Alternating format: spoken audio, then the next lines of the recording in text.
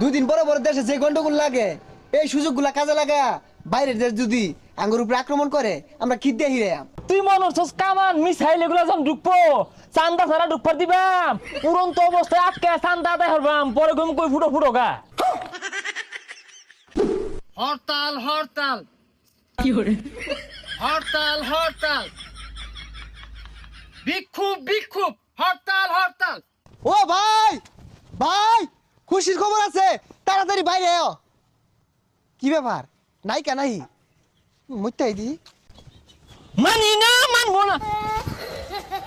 আরে ভাই আন্যাই নকে আরে আসতে কো মাসি দেখ কারবে তো বিক্ষোভ হরতাছি মানি না মানবো না।